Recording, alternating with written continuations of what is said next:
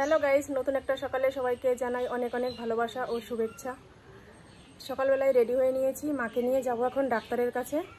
মায়ের ইসিজি আর রক্ত পরীক্ষা এই দুটো করতে হবে। মাও রেডি হচ্ছে এবারে, মানে শরীরটা এতটাই খারাপ, ব্যথাতে উঠতে পারছে না, তবুও কষ্ট করে উঠে এখন যেতে হবে। তাই চলো বেরিয়ে যাই। আর ছেলের আজকে পরীক্ষা, কিন্তু আমি সেভাবে এখনও কিছু করতে পারিনি। ভাত বসিয়েছি, সেটা এখন আবার গ্যাসটা অফ করে রাখলাম। না, মাকে নিয়ে আগে রক্ত পরীক্ষাটা আর ইসিজিটা করিয়ে নিয়ে আসি, তারপরে ভাতটা নামাবো। তো চলো বেরিয়ে পড়ি। এই যে গাড়িতে উঠে বসলো, এখন যাব রক্ত পরীক্ষা করতে। মানে এটা তো বাসি পেটে করতে হবে, সকাল থেকে এখনও কিছু খায়নি, ওষুধও খেতে পারছে না, তার জন্য এখন নিয়ে যাই ওষুধ। রক্ত পরীক্ষাটা করিয়ে নিয়ে এসে তারপরে বাড়ি এসে সব ওষুধগুলো খাওয়াতে হবে। চলো।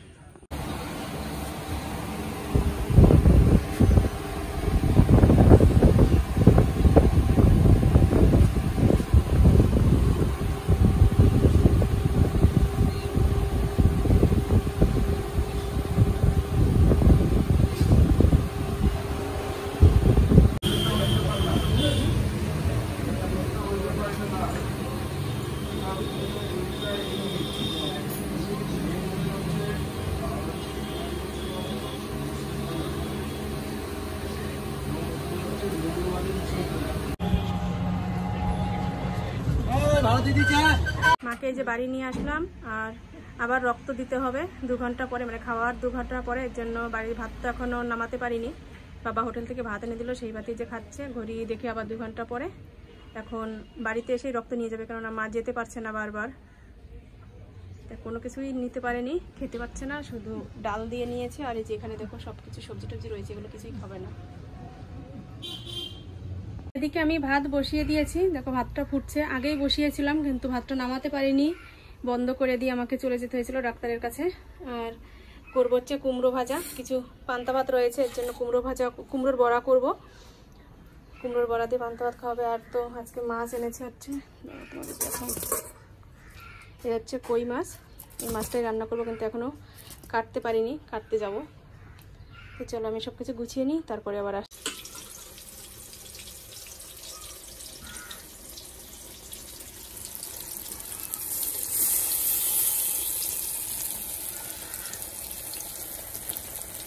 কুমড়ো ফুলের বড়াগুলো এই যে ভেজে নিচ্ছি, আর ভাত হয়ে গেছে। ভাতটা এখন উপর দেবো, মানে ফ্যান গালবো। তো চলো। প্রচণ্ড খিদে পেয়ে গেছে এখন। এই যে পান্তা ভাত নিলাম, আর এই যে বড়া ভাজা করে নিয়েছি, এগুলো দিয়ে এখন খাবো। সবকটা বড়া তো আমি খাবো না, এখান থেকে কয়েকটা তুলে নেব ভাতের মধ্যে, তারপরে আমি খাবো। আর এই যে সাথে পেঁয়াজ নিয়ে নিয়েছি। ঝাল যেহেতু আমি অতটা পছন্দ করি না, এর জন্য লঙ্কা টঙ্কা কিছু নেবো না, ঝাল ছাড়াই খাবো, পেঁয়াজটা নেব। এগুলো হচ্ছে কুমড়ো ফুলের বড়া, আর এটা করেছি হচ্ছে পেঁয়াজ কাঁচা লঙ্কা দিয়ে করেছি। অল্প একটু চালের গুঁড়ো বেশি হয়ে গেছিলো, সেটুকু দিয়ে এগুলো ভেজে নিলাম। আর দুঃখের বিষয়, ছেলে স্কুলে গিয়েছে পরীক্ষা দিতে, কিন্তু ওকে কিছু খাইয়ে পাঠাতে পারলাম না, ও না খেয়ে চলে গেল।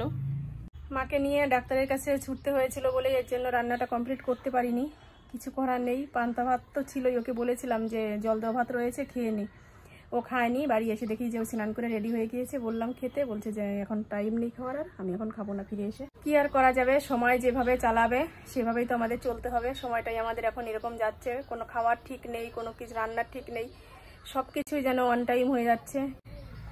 চলো খেয়ে নিই, তারপর মাছ কাটতে যেতে হবে, রান্না করতে হবে আবার। খাওয়া দাওয়া সেরে উঠে মাছ কেটে আবার চলে আসলাম।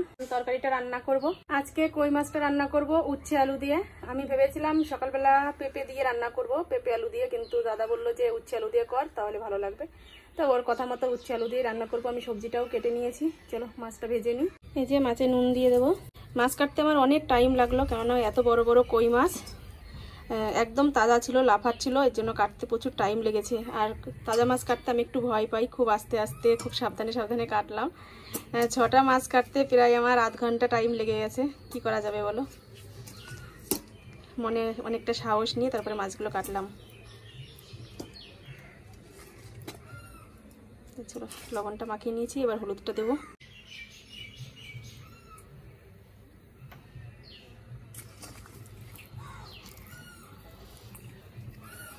আস্তে আস্তেই রাখলাম, 6 পিস মাছ, মানে 6টা আস্ত মাছ রান্না করব।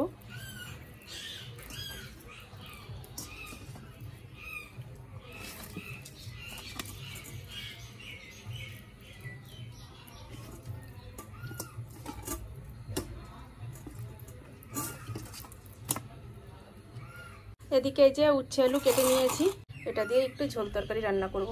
চলো, এদিকে তেল গরম হয়ে গেছে।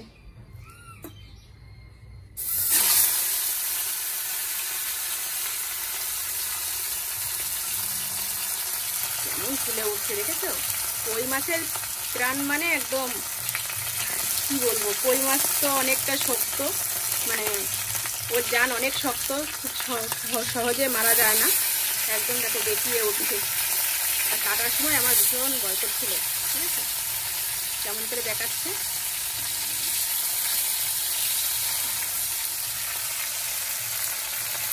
তাজা কই মাছের ঝোল রান্না করা হয়ে গেছে, এই যে নামিয়ে নিলাম। আর এদিকে তো এই যে ভাত রয়েছে, আর এখানে তো সকালে করেছি এই যে কুমড়ো ভাজা, কুমড়ো ভাজা তো নয়, কুমড়োর বড়া। এই হচ্ছে আজকের আমাদের মেনু। আর রান্না তো হয়ে গেল, এখন ঢেকে রাখবো।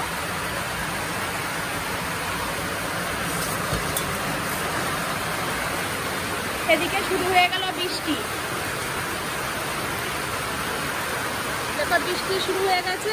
আর আমিও দেখো এক ধামা জামা কাপড় ভিজিয়েছি, দেখেছো, দেখতে পাচ্ছ? এই যে এই জামা কাপড়গুলো এখন কেচে ধুয়ে দেবো, তারপরে আমি স্নান করবো।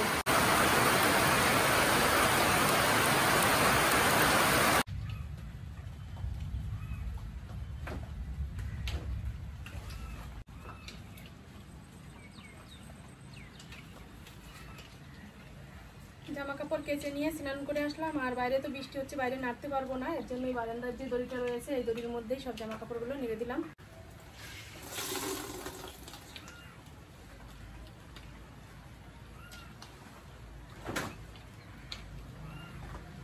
ছেলে এখনো স্কুল থেকে আসেনি, ও আসলে তারপরে দুজনে একসাথে খাওয়া দাওয়া করব।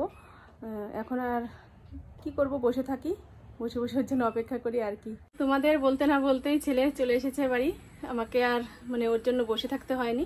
এই যে আসলো, আর এখন খেতে দিয়ে দিলাম, কারণ ও সকালে খেয়ে যায়নি, প্রচণ্ড খিদে পেয়ে গেছে। এসেই বলছে যে মা আমাকে খেতে দাও, তো হাত পা ধুয়ে আসলো আর জামাটা ছেড়ে নিল।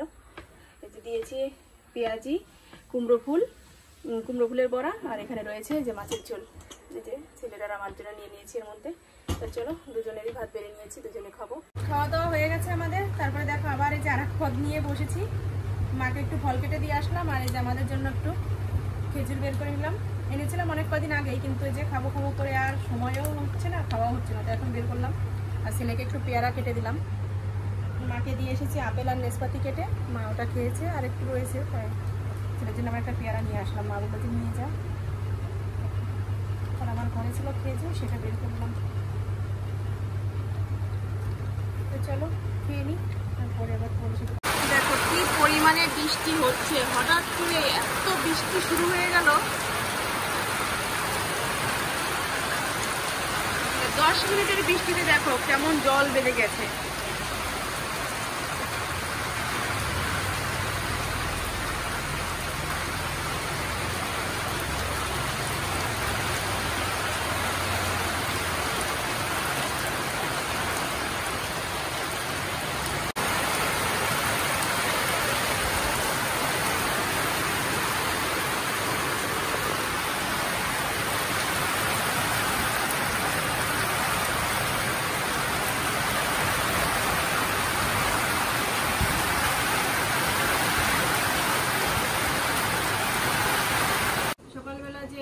রিপোর্টটা করতে গিয়েছিলাম, এটা হচ্ছে সেই ইসিজির রিপোর্ট। এই রিপোর্টের সাথে সাথেই ডাক্তারবাবু বলে দিল, মানে যে ইসিজিটা করেছে সেই বলে দিল যে হার্টবিট অনেকটা বেশি রয়েছে, যতটা থাকা নর্মাল তার থেকে অনেক বেশি। এর জন্যই আমার মায়ের নিঃশ্বাসটা বন্ধ হয়ে যাচ্ছে, মানে নিঃশ্বাস টানতে খুব অসুবিধা হচ্ছে।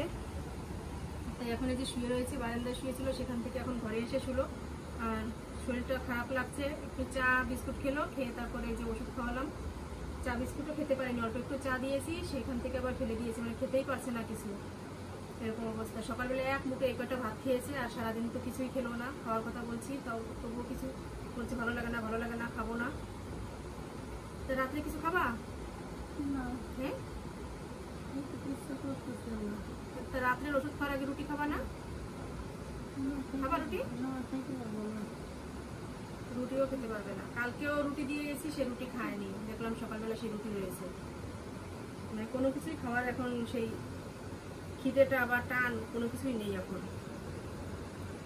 শুধু হার্টবিটটা বেশি নয়, কালকে যে রিপোর্ট করতে গিয়েছিলাম আলট্রাসোনোগ্রাফি, সেখানেও বলে দিয়েছে যে লিভার অনেক বড় রয়েছে, রক্ত পরীক্ষা করা হয়েছে, প্রেশার অনেক বেশি, হাই প্রেশার, তারপরে হাই সুগার, সব কিছুর পরিমাণ বেশি বেশি। এর জন্য পায়ে একটু বল পাচ্ছে না, দেখেছো? একদম এই বডির এই নিচ থেকে এটুকু জায়গা একদম পুরো শুকিয়ে গেছে, মানে একটুও বল পায় না পায়ে। দুজনে মিলে ধরে তারপরে এক জায়গা থেকে আরেক জায়গা নিয়ে তারপরে হাঁটাতে হয়, নাহলে হাঁটতেই পারছে না, এরকম অবস্থা। তো তোমাদের কাছে এইটুকুই মানে বলি যে তোমরা সবাই একটু আশীর্বাদ করো আমার মা যেন তাড়াতাড়ি সুস্থ হয়ে ওঠে, তাড়াতাড়ি যেন আগের মতো আবার স্বাভাবিক হয়ে যায়, হাঁটা চলাফেরা সব কিছু করতে পারে। তোমাদের কাছে এইটুকুই চাওয়া আমার। আর কি বলবো, সময়টা আমাদের এতই খারাপ। মা অসুস্থ তো সবসময় আমরা সেই ছোটোবেলা থেকেই দেখছি আমার মা অসুস্থ, কিন্তু সেই অসুস্থ আর এখনকার অসুস্থ অনেক আলাদা।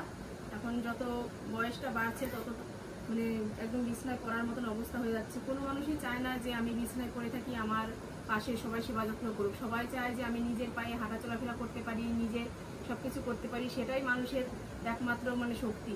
মা সেই শক্তিটাই হারিয়ে ফেলছে আজকে। মানে নিজের তো পায়ে বল পাচ্ছে না, আর একজনের উপর ভরসা করে থাকতে হচ্ছে যে কখন আমাকে কে ধরে নিয়ে দিয়ে আসবে, কে আমাকে ধরে উঠাবে, কে বসাবে। একটু বাথরুম পায়খানা করতে গেলেও খুব অসুবিধা হয়ে যায়, কেউ ধরে না নিয়ে গেলে করতে পারে না, মানে এতটাই শরীর খারাপ হয়ে যায়। সকালবেলা বাথরুম করতে গিয়েছে, সেখানেই বসে পড়েছে, আর আসতে পারে না। তারপরে ধরে ধরে পায়খানা একটু তুলে দিলাম, সেখান থেকে আবার ধরে ধরে ঘরে নিয়ে আসতে হয়। আর একটু হাঁটলেই খুব অস্থির হয়ে যাচ্ছে, আর মানে ঘাম উঠে এমন হয়ে যাচ্ছে, সাথে সাথে জ্বর এসে মানে একদম গা কাপা টাপা একটা অন্যরকম অবস্থা হয়ে যাচ্ছে। এরকম এর আগে হয়নি কখনো, এইবারই এরকম হচ্ছে। এর আগে শরীর খারাপ হয়েছে, সেসব প্রবলেমগুলো আলাদা ছিল, কিন্তু এখনকার প্রবলেমটা একদমই আলাদা। তো চলো আর কি বলবো, দুঃখের কথা বললে তো শেষ হয় না। তো তোমরা এইটুকুই তোমাদের কাছে আমার চাওয়া, আমার মা যেন তাড়াতাড়ি সুস্থ হয়ে যায়, তোমরা সেই আশীর্বাদই করো। তো চলো।